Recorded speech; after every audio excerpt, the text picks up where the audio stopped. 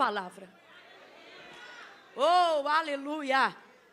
Em Lucas, capítulo de número 5, que inclusive se você já quiser ir abrindo, é aonde nós vamos ministrar nessa noite.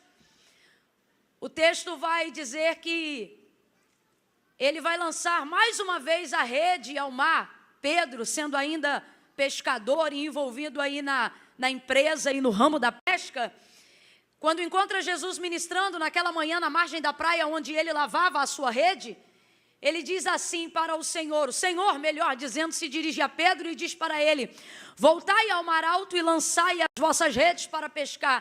E Pedro vai responder: havendo trabalhado toda a noite, nada apanhamos, mas sobre a tua palavra. Em outras versões mais diretivas, a tradução do texto vai dizer assim: havendo trabalhado toda a noite, nada apanhamos, mas porque mandas. Oh, aleluia! Tem alguém aí? Aleluia! Porque mandas, eu lançarei a rede. E você conhece, ele lança a rede e traz uma multidão de peixes tão grande, em que nunca antes no ramo da pesca havia pego tantos peixes de uma única vez, por causa de uma palavra. Se você corrigir a sua expectativa aqui nessa noite, você também vai corrigir as suas orações. Às vezes a gente gasta tempo em oração dizendo: Senhor, eu preciso de saúde, eu preciso de saúde, eu preciso de saúde. E não é que você não precise de saúde, mas às vezes a gente pede e não recebe porque pede mal. E se a gente pedir de acordo com a palavra, tudo que a gente pedir vai estar de acordo com a vontade de Deus. E tudo que você pedir que estiver de acordo com a vontade de Deus, disse Jesus, se pedirdes ao Pai em meu nome, Ele não diz eu vou pensar. Ele não diz eu vou te dar um tempo, não. Ele diz tudo que pedirdes ao Pai em meu nome, eu farei. É por isso que nós precisamos pedir coisas que estão de acordo com a palavra de Deus. Volta para Pedro, para a gente entender aonde eu já quero começar a chegar nessa noite. Às vezes a gente gasta tempo da vida olhando somente para as nossas necessidades. Eu disse olhando somente para as nossas. E aí minimizamos a proporção da nossa oração e do nosso relacionamento com Deus. Por quê? Porque vivemos um relacionamento com Deus baseado apenas em necessidades. E com isso vivemos com Deus apenas a prestação de um socorro. Parecemos loucos que só nos relacionamos com Deus baseados em situações e em causas emergenciais. A necessidade de ser correspondido a ela é tão grande, tão grande, tão grande, que quando Deus nos abençoa, ou às vezes esquecemos de agradecer, ou às vezes nos envolvemos com a demanda ou com a correspondência de uma necessidade suprida. E só lembramos novamente de buscar ao Senhor diante de uma nova necessidade, de uma nova demanda, de uma nova urgência, de uma prestação de socorro. E não é porque a gente é sem vergonha e não ama a Deus, mas é porque até relacionamento vive respaldado na disciplina. E dentro de um campo de didática, você acaba adquirindo maus hábitos também. Por quê? Porque quer tê-los? Não, pela repetição de sempre fazê-los. Então você acaba repetindo a necessidade de só buscar a Deus diante de um socorro. E quando percebe, seu relacionamento com Deus está diminuído a campanhas. E quando percebe, seu relacionamento com Deus está diminuído em proporções de alguém que, como sempre, precisa ir urgentemente ao posto de emergência porque não faz um tratamento. Você vai limitando a sua ação com Deus. E se você me perguntar hoje, Camila, onde é que está a falha desse mau hábito? Está, em primeiro ponto, em acharmos que Deus só tem prazer em se relacionar conosco de acordo com as nossas necessidades. E em segundo ponto, em nos relacionarmos com Deus, movidos pela nossa vontade, não pela vontade dEle na nossa vida. Quando isso acontece, não oramos a palavra, não pregamos a palavra, não ministramos a palavra, não adoramos na palavra, não intercedemos mediante a palavra. E qual é a única forma de conhecer a vontade de Deus para a nossa vida? Observando tudo o que está escrito, conforme diz a sua palavra. Lâmpada para os meus pés e luz para o meu caminho, disse Davi, é a sua. Como purificará o jovem o seu caminho? Observando conforme a sua. Em Lucas capítulo de número 5, ele estava frustrado, mas o texto diz que o Senhor libera uma palavra: voltai ao mar alto e lançai a rede para pescar. E ele responde o quê? Havendo trabalhado toda a noite, nada apanhamos, mas sobre a tua palavra nós lançaremos a rede. E eles lançaram e tiveram um resultado extraordinário, porque lançaram segundo a palavra. Mas enquanto você achar que a palavra de Deus é apenas um compêndio de informações compactado em um único livro, você viverá se relacionando com Deus de acordo com a sua necessidade. Agora, se você compreender que ela é viva, se você compreender que ela é viva, cadê o menino do louvor? Eu não sou disso não, mas eu queria que o rapaz do teclado ficasse aqui comigo e se movesse no mesmo espírito que está me movendo aqui, que não é de cerimônia de casamento. Segure aí, não se sinta obrigado a nada. À medida que você sentir que o espírito está me movendo mais intensamente, você se move mais intensamente. Cadê o baterista?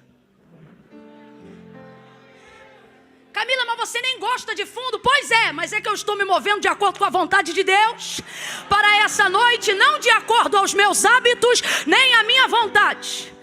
Cadê o baterista? Não tem? Tem sim, que eu vi tocando. Corre, menino! Mas você também não é o vocalista? Ou não, estou confundindo? É, mas depois você sai daí e chama ele para fazer o revés, que aí eu quero você no seu lugar.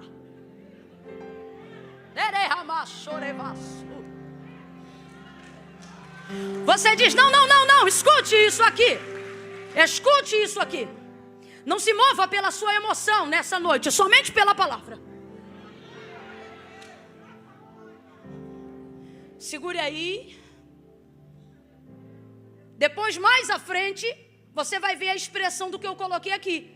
Pedro numa tempestade, suspeitando do Senhor ser um fantasma. Segure um pouquinho, não é toda hora, de vez em quando.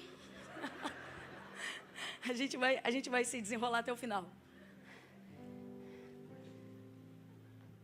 Ele diz, se és tu mesmo, manda-me. Por quê? Porque a referência que ele tem de Jesus é de alguém que executa obras miraculosas pelo poder da palavra. Por isso que a fé vem pelo ouvir, e o ouvir da fé não é emocional, fé não é sensorial. Fé é conhecimento na palavra. A única maneira de embasar uma fé forte, uma fé eficaz, uma fé útil, de que me adianta, gente? Uma sensação de fé que me faz chorar no domingo, mas não me move na segunda-feira. De que me adianta uma sensação de autoestima e de coisas positivas num domingo à noite, se nada muda na minha semana seguinte? E aí eu te explico. É porque essa fé é uma fé baseada em sensações, em estímulos humanos. Então precisamos começar a chegar a essa compreensão. A fé que eu preciso adquirir, a fé que pega peixes, a fé que amplia a minha visão, a fé que me faz andar sobre as águas na segunda-feira, a fé que traz luz e direção no meu caminho, a fé que purifica a minha vida debaixo do sangue de Jesus. É uma fé consciente, não é uma fé irracional. Por isso disse Paulo, vamos apresentar ao Senhor os vossos cultos. Quais? Emocionais, não racionais. Ele está dizendo, fale o que vocês sabem e vivam o que vocês compartilham. Profetize o que vocês querem viver e vivam de acordo com aquilo que vocês estão profetizando. É uma fé relacional, é uma fé que te envolve de maneira consciente. Não precisa tocar em ninguém, mas olhe para alguém e diga, a fé não sente. Não, tá fraco, diga, a fé não sente. Não, ainda tá fraco, Camila, que a gente é batista, mas chamou assembleiana, então vai aprender a gritar hoje ainda. Olha para alguém e diga, a fé não sente. A fé sabe, a minha fé não anda de acordo com o que eu sinto, a minha fé anda de acordo com o que eu sei, de acordo com o que a palavra de Deus me diz. Palavra, aleluia, palavra de Deus, palavra de Deus, palavra de Deus.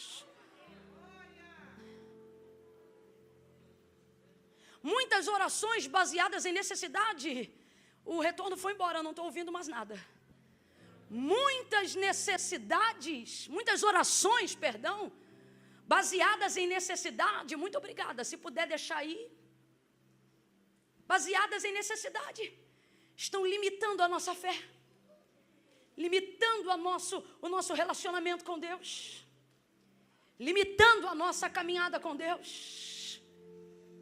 Limitando uma visão que Deus quer ampliar. Eu vou contar de 1 a 3 e quando eu disser 3, você vai olhar para alguém e vai dizer para essa pessoa: o que Deus tem é grande. Calma que eu não contei até 3 ainda. Quando eu disser 3, você vai olhar para alguém e vai dizer: o que Deus tem é grande. E aí você vai repetir para o outro e vai dizer: é grande. É 1, é 2, é 3. Libera, vai. Vira para o outro, repete: é grande. É grande. Deus é grande, Deus é grande. Deus é grande e fará coisas grandes. Uou! Você não vai caminhar de acordo com os seus sentimentos.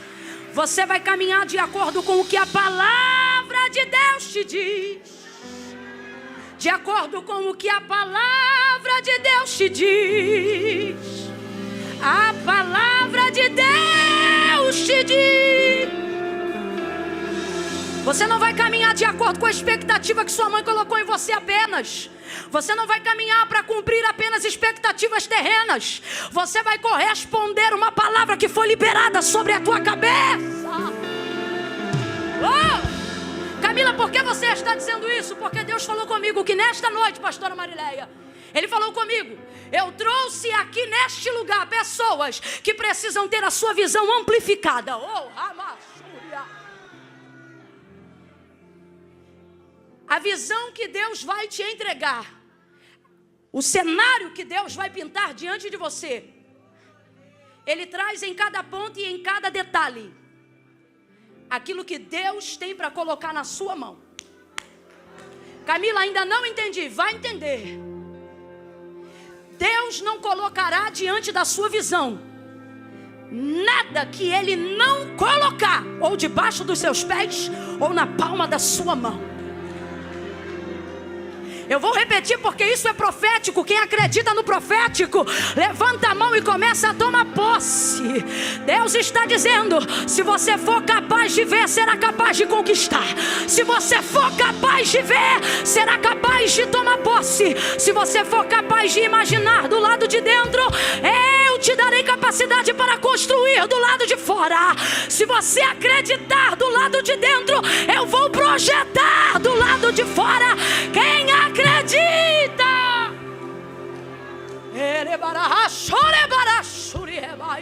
Há uma unção de Deus aqui. Há uma unção de Deus aqui.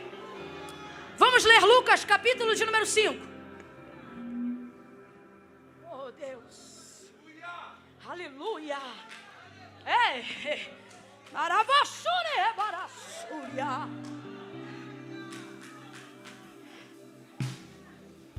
Gente, eu ia falar dos meus materiais, mas não quero interromper esse momento falando ponto a ponto deles. Então eles vão estar lá fora. Se você acredita que a gente está envolvido com coisa séria, passa lá, abençoe e seja abençoado também, tá bom? Vai estar logo ali na saída no meu lado direito, meu lado esquerdo. Seu lado esquerdo também, esquerda de quem sai. Lucas capítulo 5, quem achou, diga amém. Apertando a multidão para ouvir a palavra de Deus. Segura só um pouquinho. É só quando eu fico doida. Apertando a multidão para ouvir a palavra de Deus, estava ele junto ao lago de Genezaré. E viu 2 barcos. Quantos barcos? 2. Com vontade, vem. Quantos barcos? 2. E viu 2 barcos à beira da praia do lago. Mas os pescadores, havendo desembarcado, lavavam as redes. Entrando em um dos barcos, entrou em quantos barcos? Entrou em quantos? Mas entrou em um dos barcos, que era o de Simão. Pediu-lhe que o afastasse um pouco da praia e, assentando-se, ensinava do barco a multidão. Quando acabou de falar, disse a Simão: faze-te ao mar alto e lançai as vossas redes para pescar. E respondeu-lhe Simão: mestre, havendo trabalhado toda a noite, nada apanhamos, mas sobre a tua palavra lançarei as redes. E fazendo assim, colheram uma grande quantidade de peixes, de modo que se rompia a rede, e precisaram fazer sinal aos companheiros que estavam no outro barco, para que fossem ajudá-los. E eles foram, e encheram ambos os barcos, de maneira tal que quase iam a pique. Vendo isto, Simão Pedro prostrou-se aos pés de Jesus, dizendo: Senhor, afasta-te de mim, porque sou um homem pecador. Somente até aqui você diga amém. Oh, aleluia. Oh, aleluia. Glória a Deus. Diga para os dois aí: se couber na sua visão,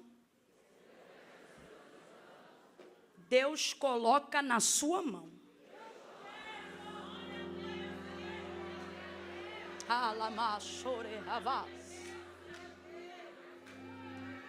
Pedro está vivendo um momento, é literalmente apenas isso. Isso não vai arruinar a empresa dele. Um dia frustrado, um dia em que a maré não está para peixe, não vai destruir as economias dele. É um dia perdido? Aparentemente sim, é um dia perdido. É um dia triste? É um dia triste. Quem é que gosta de trabalhar, né? E voltar sem o resultado da aplicação e da entrega do seu trabalho? Absolutamente ninguém. Agora, você acha que o vendedor ambulante para de vender no dia que ele volta para casa, em um dia, não vende nada? Claro que não. É o que ele faz. No outro dia, ele vai lá e faz tudo de novo, com uma nova expectativa, acreditando de maneira diferente. Então, eu quero que você compreenda uma das principais motivações de por que Jesus realizou esse grande milagre. A priori, ele não está ali para fazer somente milagres, mas a priori, acima de tudo, ele está ali para chamar a Pedro. E no caminho para a chamada de Pedro, há a operação de milagres. Dentro disso, tanto é prova que o que acontece na beira da praia, o resultado da multiplicação, ou melhor, da grande pesca, da pesca maravilhosa, ela não acontece somente em função de Pedro, até porque ele nem prova dos peixes que pegou. Aquilo ali fica para a própria multidão que achegou-se à praia junto com Jesus para ouvir a ministração daquela manhã. Quem está comigo, diga amém. Mas Jesus vai chegando ali e ministra uma palavra. Só que você já começa a entender qual é a motivação de Jesus para a execução desse milagre, já na chegada. Jesus chega ali e vê 2 barcos. Quantos barcos? 2 barcos. Mesmo entrando somente em um, pregando de dentro de um e liberando a palavra exclusivamente sobre um, que é o barco de Pedro, na visão de Jesus não tem só um barco, na visão de Jesus tem 2 barcos. Pedro está lavando as redes, vem chegando Jesus, ele está limpando a rede, está triste, mas isso não vai abalar a sua atividade. O que vai abalar a sua atividade é a visão que Jesus coloca em Pedro. A primeira coisa, então, que precisamos entender é que milagre não é movido somente por necessidade. Camila, mas necessidade projeta milagre? Projeta, mas isso não é via de regra. Você não pode ver o Senhor correspondendo à demanda e uma necessidade de alguém e acreditar que Deus só opere baseado em necessidade. A nossa mente está tão limitada para a operação de milagres extraordinários que acreditamos que Deus só faz milagre para quem precisa. Começamos sutilmente a desenvolver esse tipo de pensamento que esbarra na motivação da nossa fé. E é por isso que, como eu disse lá no início, antes da leitura do texto, começamos a limitar o nosso relacionamento com Deus. E se tudo que temos vem de Deus, se limitamos o nosso relacionamento com Deus, também limitamos a operação do que Deus tem para fazer na minha vida ou através de mim. E aonde existe essa limitação? Eu não sei se pelo Brasil, e falando exclusivamente para brasileiros nessa noite, Se em razão da decadência, da miserabilidade, da margem da pobreza, da destruição do plano do cruzeiro, da nova inserção do plano real, e somos novos emergentes numa esfera mundial, gente que começou a prosperar há pouquíssimo tempo, comparado a outras nações. Eu não sei se isso vem de uma cultura nacional e enraizado, porque a maior força de conhecimento que te influencia não é aquela que você ouve de alarido do lado de fora, não. É aquela que subliminarmente e diariamente vai sendo incutida. Então eu não sei se por força dessa cultura de anos, de décadas, a gente acabou desenvolvendo um conceito equivocado de um Deus que socorre e de um Deus que só socorre, de um Deus que ajuda e de um Deus que só ajuda, a ponto que quando vemos outras pessoas orarem por outras coisas maravilhosas e extraordinárias, as identificamos como fúteis espiritualmente. Não é crente de verdade, não tem uma vida, eu vou pedir isso para Deus. Agora eu vou gastar tempo com Deus pedindo isso ou aquilo, coisas que às vezes o nosso coração deseja, mas a limitação de uma mente cauterizada por uma cultura miserável coloca na nossa ideia, e isso esbarra na nossa fé, que é genuína, mas ainda não está purificada. Coloca na nossa mente a ideia de que só podemos pedir a Deus uma atenção a partir do momento que haja uma necessidade exagerada, e com isso caminhamos em fé, como pessoas que só se movem em direção a Deus pela dor. Criamos jargões que acreditamos que são super filosóficos. Se não vem por amor, vem pela dor.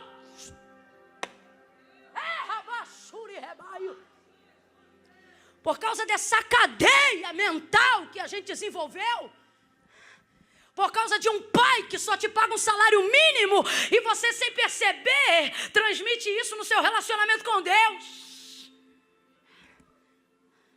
Por causa de um homem que engravidou a sua mãe e quando você viu que ela teve que te educar sozinha, sem perceber, por mais que você ame ao Senhor com interesse de coração, ainda não aprendeu quem de fato e de verdade Ele é na sua vida. A nossa visão paterna é de um pai que só supre necessidades, porque viemos de uma visão limitada, de um pai que já paga pensão ser maravilhoso, de um pai que vê final de semana já ser ótimo, então que só incomodemos ao Senhor diante de necessidades severas, porque essa é a nossa referência. Mas Deus está curando gente hoje aqui, está dizendo: eu não sou o seu pai da terra. Camila, ainda não entendi, vai entender. Para o melhor pai que alguém já teve na terra, ele pode ser um bom pai, mas soberanamente ele é um progenitor. Para quem teve o pior pai da terra e diz: Camila, que referência eu tenho de pai? Do pai que apenas engravidou a minha mãe? Deus está olhando para alguém aqui hoje e Ele está dizendo por intermédio da sua palavra, Ele está dizendo: qualquer um que tenha te criado pode ser no máximo teu progenitor. Agora comigo você vai aprender o que é relacionar-se com um pai. Oh! Deus vai manifestar a paternidade dele sobre a vida de gente aqui. E você vai começar a entender que ele não é um Deus que se preocupa apenas com as suas necessidades. E não é a irmã Camila que está falando isso, é o que a palavra diz. Jesus vai ensinar sobre isso rapidamente aos seus discípulos. E ele diz assim: olha, eu não quero vocês ansiosos por coisa alguma. E aí você fica pensando, qual é o nível de ansiedade dos discípulos? O mesmo nível de ansiedade de quem trabalha para comer, da pessoa que depende diariamente de tudo para viver. E qual é o pensamento dessa pessoa? Ter uma mansão? Não, ela quer comer, vestir e viver bem. Essa é a ostentação de alguém que depende do que faz para viver. E aí olha o que Jesus vai dizer: eu não quero vocês ansiosos dizendo o que comeremos e o que beberemos. Ele diz: olha, todas essas coisas o vosso Pai que está no céu sabe do que vocês precisam. Presta atenção. Deus está dizendo em Cristo para eles: ei, tudo o que vocês querem procurar a Deus por necessidade, vocês já deveriam ser conscientes de que Deus sabe da responsabilidade dele. Não, você não entendeu, senão você tinha dado pelo menos glória e um aleluia. O que o Senhor está dizendo é: vocês têm gastado o tempo do nosso relacionamento pedindo coisas que eu já lhes dou sem que vocês me peçam. Vamos! necessidade imediata, urgência no socorro. É bem verdade que Ele é o meu refúgio, é bem verdade que Ele é o meu libertador, mas soberanamente acima de todas as coisas, Deus quer revelar a sua paternidade para aqueles que o amam. E um pai faz mais do que pagar contas, um pai faz mais do que matricular na escola. Um pai ama, abraça, coloca a sensação de pertencimento e faz do seu filho um herdeiro. Olha para alguém e diga: eu tenho pai, eu tenho pai, eu tenho pai. Quando alguém perguntar quem é seu pai, responda que Deus é o seu pai. É claro que eu estou falando, irmãos, num prisma espiritual. Quem está entendendo, diga amém. Não me venha para cá com a sua teologia cética. Pai dos órfãos, juiz das viúvas. Você já parou para pensar? Oh, galeria tá ligada, diga glória a Deus. Você já parou para pensar que tudo que existe e tudo que há foram criados por Deus? Quem entende isso, diga amém. Agora vai ouvindo isso aí. Se Deus desse voz à lua, verbal como a nossa, a lua jamais poderia se referir de nenhuma outra forma ao Senhor, senão Senhor Criador. Alguém já começou a entender? Se o Senhor desse voz ao sol, o sol se inclinaria diante da majestade de Deus e diria para ele: seja adorado meu Criador. Vamos agora para a classe angelical. Aqueles que não pecam, querubins ungidos, arcanjos consagrados. Imagine aí agora os anjos que estão ao redor dele. Vamos para mais além. Os 24 anciãos que cercam o trono de sua glória. Quando eles se reportam ao Senhor, eles precisam dizer: santo, santo, santo é o Senhor dos exércitos. Eles podem e devem chamar a Deus de santo. Eles podem e devem chamar a Deus de Senhor. Agora, pecador de carne e osso, falho, porém contrito, que nem eu e você, disse Pedro, sanguíneo toda a vida, ensina-nos a orar como ensinou também João Batista aos seus discípulos. Aí Jesus olha para eles e eu imagino Pedro pensando: vamos chamá-lo de santo? Vamos chamá-lo de criador? Vamos chamá-lo de soberano? Aí ele diz: não, entra no quarto, fecha a porta e diga: Pai, Pai, Pai, Pai, Pai nosso que está no céu. Olha de novo para alguém, porque Deus está resgatando a identidade de alguém hoje aqui e está dizendo: você tem pai. Diga: você tem pai, você tem pai.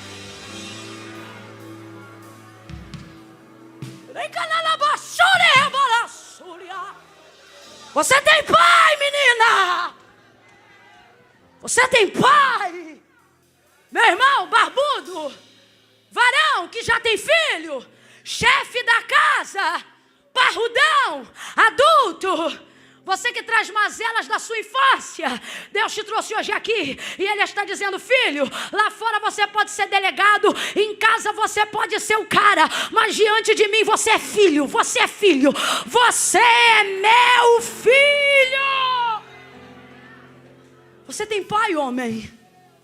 Você tem pai, rapaz. Você tem pai. E Ele não está interessado em se relacionar com você somente baseado por necessidade. E por que eu estou falando isso? Porque eu quero que você desenvolva um raciocínio lógico para absorver a plenitude do conhecimento de Deus aí nesse texto, para a sua vida. Se Pedro não levasse nenhum peixe para casa aquele dia, isso ia fazer ele fechar a empresa de pescaria? Ia, gente? Não tem explicação. Um momento não define a vida de ninguém. Não de um trabalhador, Quando é que você vai chegar numa costureira? É ossos do ofício que a gente chama. Como é que você chega na casa de uma costureira e não encontra nenhum retalho? Você pode não encontrar um rolo grande de tecido, às vezes ela não está pronta para aquilo. Mas quem aqui entrou na casa de uma costureira e nunca viu meio metro de linha? Não tem como. Então eu vou perguntar, raciocínio lógico, não quer espiritualizar, nem precisa, mas ouve a palavra. Se Pedro não levasse nenhum peixe da pesca naquele dia para casa, isso mudaria a vida dele? Você acha que um pescador envolvido desde criança no ramo da pesca não tem peixe em casa, não? Tem ou não tem? Tem ou não tem? Camila, mas não tem geladeira. Tá esquecendo da década de 80, quando tu guardava as coisas na lata da banha que tu lavava? Quem riu é dessa época. Quem tá boiando, já passou.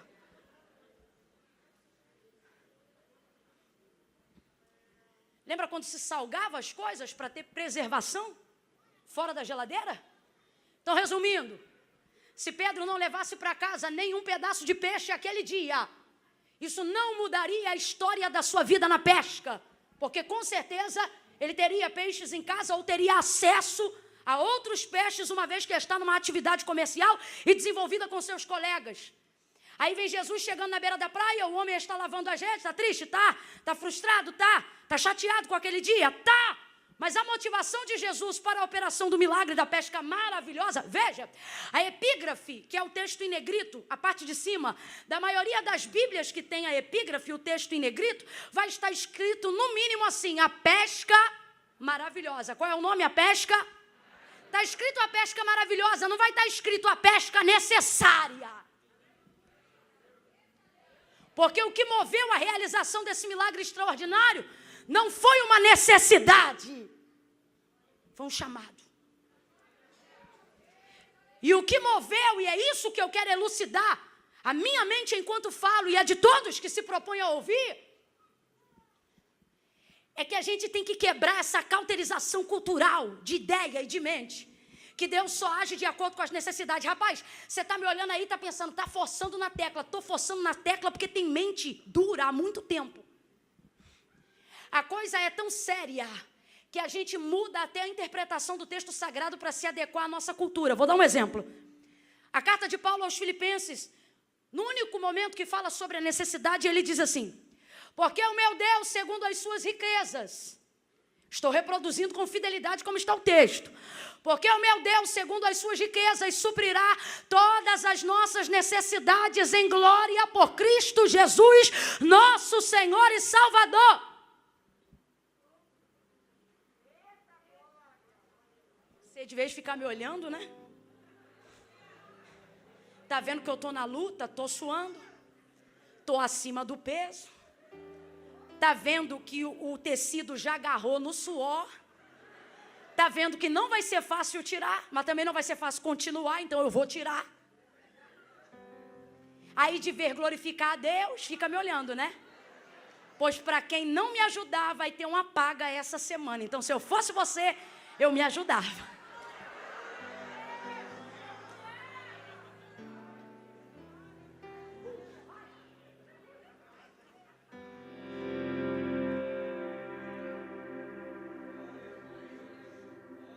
Porque eu não posso caminhar sobre a ideia de que necessidade é o que move milagre. Eu vou contar de 1 a 3 e você vai dizer: milagre não é para quem precisa. Vocês são ansiosos, hein? É no 3. Eu vou contar de 1 a 3 e você vai dizer: milagre não é para quem precisa. É 1, é 2, é 3. Vai! Não, Camila, não. É para quem então? É para quem espera. É para quem deseja, é para quem cria expectativa, é para quem almeja. Se você viver a sua vida baseando a ideia de que milagre é para quem precisa, em pouco tempo, Deus que você diz amar, você vai se aborrecer com Ele. Porque você começará a criar a ideologia de um Deus injusto. Porque você vai ver gente que precisa não sendo abençoado. Gente que está em grau de necessidade, não sendo alvo de milagre. O Deus que hoje você diz que vem ao domingo para adorá-lo, em pouco tempo tornar-se-á um adversário no seu intelecto. Você vai começar a dizer, se Deus é bom, por que minha mãe está assim? Se Deus é justo, por que meu amigo é viciado? Se Deus pode todas as coisas, por que não curou a irmã fulana do câncer? E você começará a ditar a regra de para quem Deus tem que fazer milagre. Por quê? Porque você acha que a regra é necessidade. É, rapaz! Mas a regra não é necessidade. Milagre não é para quem precisa. Se não gravar nada do que eu estou a dizer nesse tempo de 1 hora, grave isto. Milagre não é para quem precisa. O que move a soberana mão de Deus para realizar milagre é a consciência de que Ele vai fazer algo nele, por Ele, para a glória de seu nome. Então, para fazer algo na minha vida, a minha vida tem que ser nele, por Ele, por causa dele. E isso trará de Deus a sua mão favorável para a minha vida. Mas a coisa é tão séria. A coisa é tão séria. Quem está me ouvindo, diga amém. Quem está sentindo o temor de Deus nessa palavra, diga eu aqui. A coisa é tão séria que quando a gente lê a carta de Paulo aos Filipenses e lê ele dizendo, porque o meu Deus, segundo as suas riquezas, completa aí, segundo as suas, suprirá todas as nossas necessidades em glória por Cristo Jesus, nosso Senhor e Salvador. É o que está escrito no texto, amém ou não amém? Amém ou não amém? Mas a cauterização de relacionar-se com um pai só por necessidade, ela é tão forte que o que está escrito no texto foi o que eu disse. Mas como a gente interpreta é assim, Deus vai suprir nossas necessidades. Sim ou não? Fala a verdade. Sim ou não? Você lê o texto. Você vai pregar o texto e você pega uma mensagem dizendo, Deus vai prover nossas necessidades. Camila, isto está no texto? Eu posso dizer que isto também está no texto. Mas não posso dizer que o texto se refere só a isso. Porque antes de falar da necessidade do homem, Paulo fala das riquezas de Deus. Então vamos interpretar o texto desde o início da menção, quando diz, porque o meu Deus, e não porque diz minhas necessidades, porque o texto não começa falando das minhas necessidades. Quem está entendendo isso aqui, gente? O texto começa falando do meu Deus. Quando eu começo falando do meu Deus, minhas necessidades ficam para depois. Quando eu começo a falar do meu Deus, eu não falo das minhas necessidades. Primeiro eu enalteço a sua glória. Porque o meu Deus, segundo as suas riquezas. Complete aí, por favor. Não, tu vai segurar para mim toda hora, porque se eu botar ali, quando eu puxar, vai cair. Porque o meu Deus, segundo as suas riquezas. Quem está me ouvindo, complete, por favor. Porque o meu Deus, segundo as suas. Lá atrás o pessoal não falou. Segundo as suas. Suprirá todas as minhas ou as nossas necessidades. Então vamos aplicar o texto como ele está escrito. Ao invés de dizer, Deus vai suprir minhas necessidades, Deus está dizendo que vai me abundar tanto em riquezas, que vai acabar com todas as minhas. Não. Se está entendendo, bate palma sem reme-reme. Mistura as palmas com glória a Deus e aleluia. Deus trouxe gente hoje aqui para dizer, você não tem mais necessidades do que eu tenho riqueza. As minhas riquezas vão corresponder às suas necessidades e vão suprir as suas expectativas. Então não espere apenas o pagamento de contas, não espere apenas o suprimento de arroz e feijão. Deus trouxe gente hoje aqui para dizer como José, me conta os seus sonhos. Me conta seus sonhos. Me fala dos seus desejos, das suas expectativas. Me fala o que você espera. Me fala o que você alcança.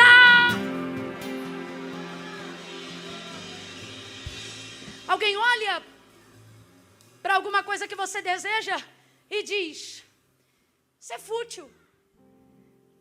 Depende da perspectiva de quem vê. Camila, como Deus trabalha dessa maneira? Se é importante para você, pode ser fútil para o teu pastor. pode ser fútil para o pregador, pode ser fútil para o teu pai, mas se é importante para você, se tornará através da sua busca importante para o seu Deus. Eu vou pedir para você fazer algo que Deus está me mandando agora. Você vai colocar as duas mãos no coração.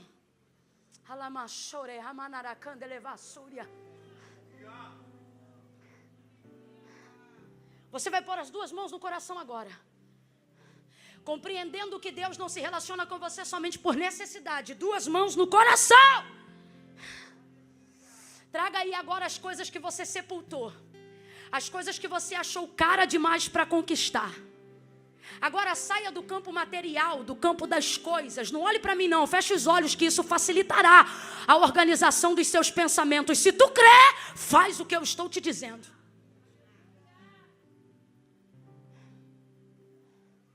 Traga isso tudo agora para o seu coração.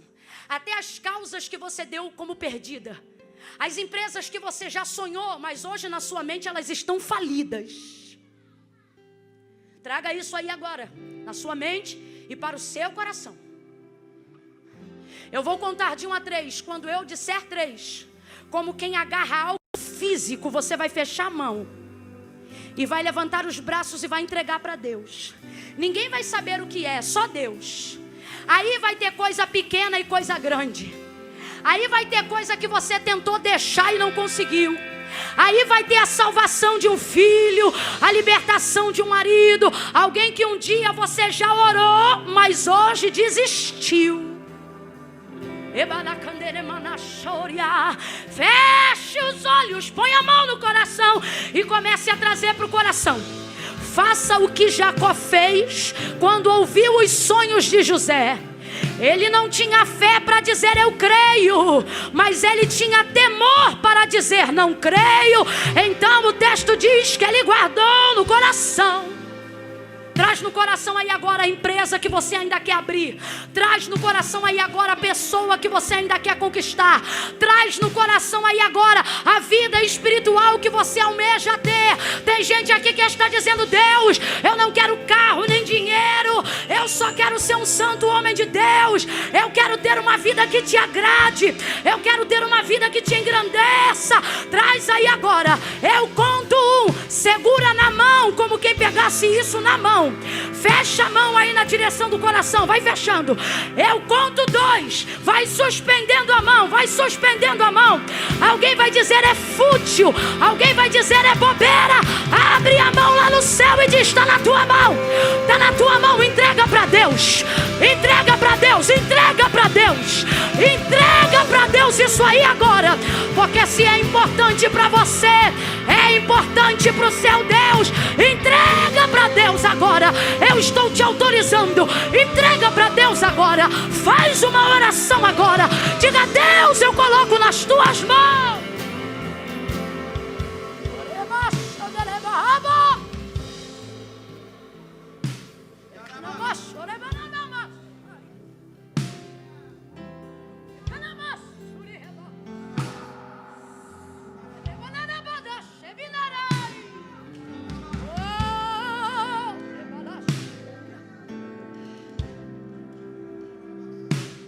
Ouça isso. O que vai corresponder à expectativa do milagre que você deseja viver não é a fé que eu tenho em você. Preste atenção, porque eu vou repetir.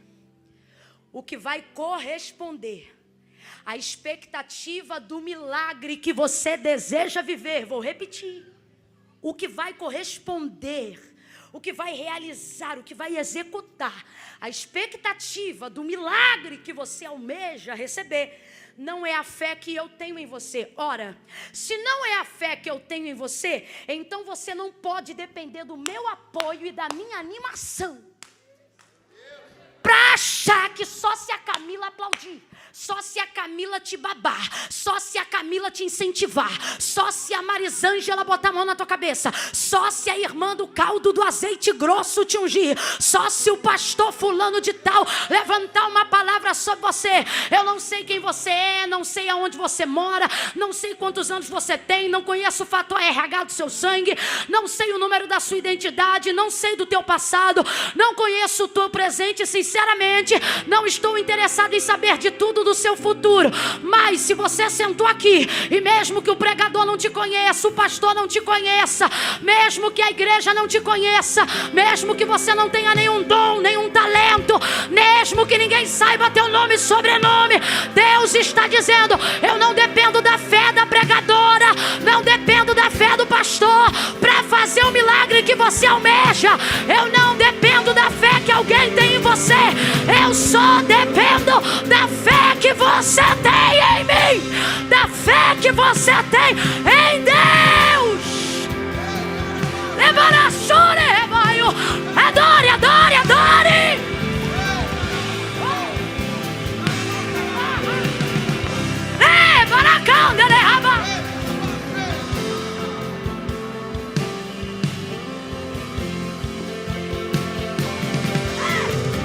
Mostre a fé que você tem em Deus. Mostre a fé que você tem em Deus. Camila, o que eu faço? Diga que você veio por causa dele, que você ama ele, que você espera nele.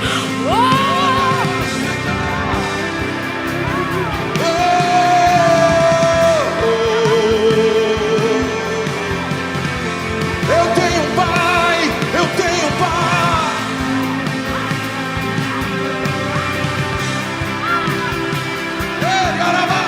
Ele está te renovando. Ele está te renovando. Aleluia. Aleluia.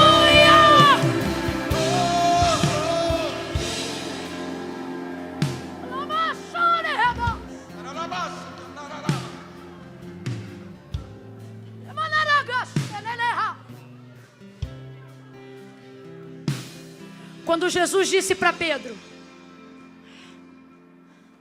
volta. Se a gente não tiver ligado, a gente quer de Deus uma palavra, a gente se dispõe a ouvir de Deus uma palavra, mas se a gente não tiver ligado, quando Deus fala, de vez de criar expectativa, a gente perde a pouca que tinha. Por quê? Porque às vezes a resposta da direção que Deus vai dar já começa com a palavra volta. E ninguém que está esperando de Deus um milagre quer ouvir um volta. Todo mundo quer ouvir um vai. Sim ou não? Irmão, mas tem Abraão que Deus diz vai. Mas às vezes para Pedro Deus diz. Agora posso te falar? Nada do que sai da boca de Deus deve te entristecer. Seja sim ou seja não. Seja vai ou seja volta. Por quê? Porque se ele diz vai, ele está dizendo já fui. Se ele diz volta, ele diz estou vindo com você. Não importa para que lado a palavra de Deus vai dar direção. Se é Deus que está dando a direção, até na volta eu vou ter sucesso. Até na marcha ré eu vou ter vitória. Porque é Deus que está falando. Então você não tem que julgar o que Deus diz. Você só tem que obedecer o que Ele manda.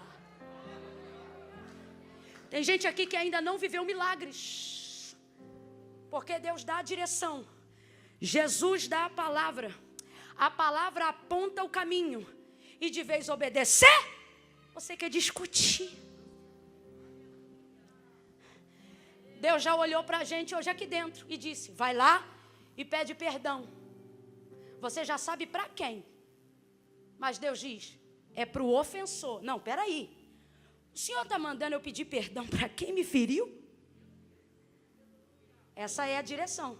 Mas de vez ir lá e dizer me perdoe, você prefere ficar diante de Deus questionando a palavra. Quem me feriu foi ele. Quem falou foi ela. Isso não deve ser Deus que está dizendo não. É Deus sim. Porque o Deus que diz vai também é o Deus que diz volta. O Deus que diz acelera é o mesmo Deus que de vez em quando diz freia. E pouco me importa, desde que eu esteja debaixo da sua palavra.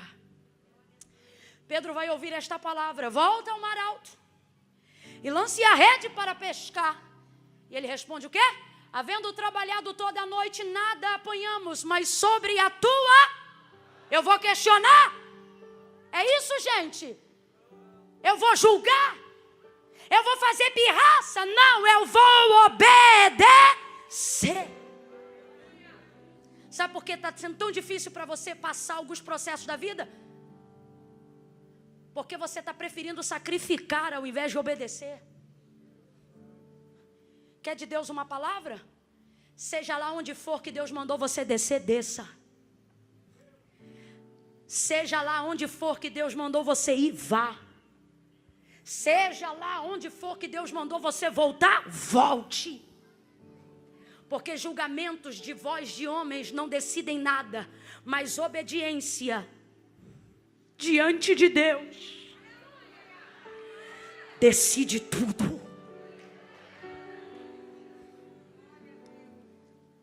Sabe por que Pedro precisa ir e não pode questionar? E eu louvo a Deus porque Jesus está ali chamando ele. Porque tudo isso faz parte do seu chamado.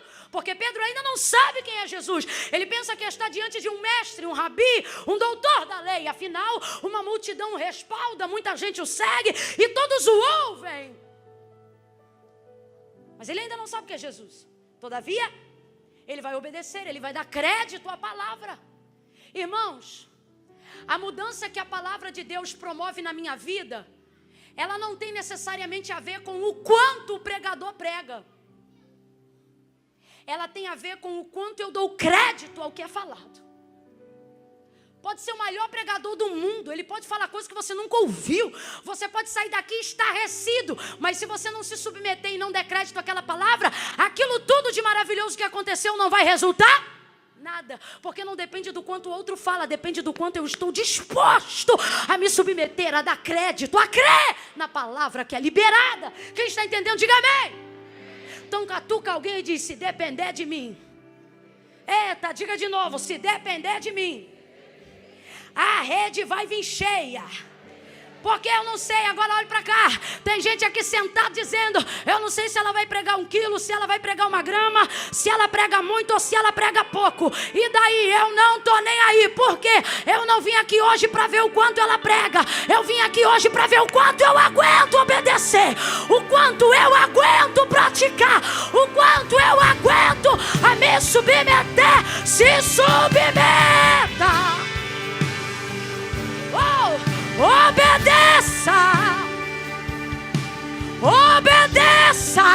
Vamos animá-los a obedecer. Obedeça, obedeça, obedeça, obedeça, obedeça. Ele vai. E sabe por que ele precisa ir? Porque tem gente ali com fome, mas em tese ele nem sabe. Por quê? Ele não sabe de onde esse povo veio, não sabe para onde esse povo vai. Posso te dizer mais? Ele não tem responsabilidade nenhuma de botar o barco dele para trabalhar em prol de um povo que nem é dele. Só que Jesus, e isso já me mostra porque que chamou a Pedro. Pedro é o tipo de pessoa que põe ao serviço o seu barco, mesmo que seja para não ganhar peixe só para ele. É como se ele dissesse: não tenho nada com esse povo, mas porque mandas, tu tens a palavra, eu tenho o barco, então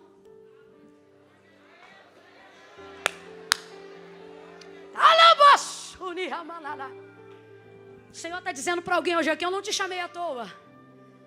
Eu vejo no seu coração a capacidade de crer no que eu te falo. Eu vejo no seu coração uma capacidade de incluir pessoas no sonho que você sonha. Não sou eu, Camila, que estou falando, é o Espírito de Deus que está me mandando dizer isso.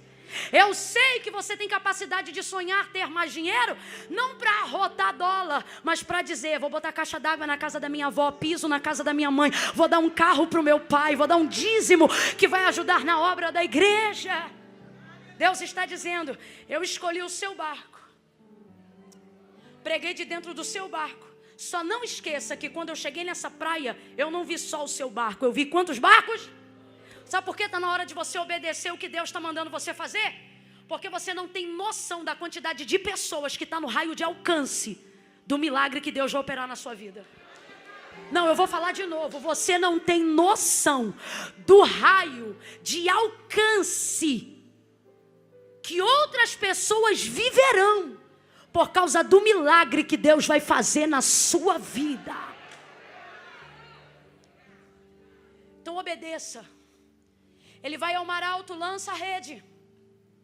Quando ele lança a rede, pesa. Ele tenta puxar, olha para quem está do teu lado e diga, não insiste. Ele vai entender, é profético isso aqui, eu já explico. Diga, não insiste. Fala como quem está injuriado, diga, não insiste. Não insiste o quê? Não insista em puxar sozinho. Não é porque a palavra está sobre o seu barco que Jesus viu só o seu barco. O outro barco também foi para o mar. Sabe por que ele foi para o mar? Porque o barco que Jesus entrou era de Pedro. Mas a palavra ele não liberou só para Pedro, não. Se você for ver, você vai ver no texto que no final tem plural. Ele diz assim, voltai. Está falando com Pedro, sim ou não? Mas quando ele libera a palavra, porque a ordem pode ser para um só, mas a palavra é para todo que crê. A palavra é para todo que crê. Lhe digo mais, meu irmão.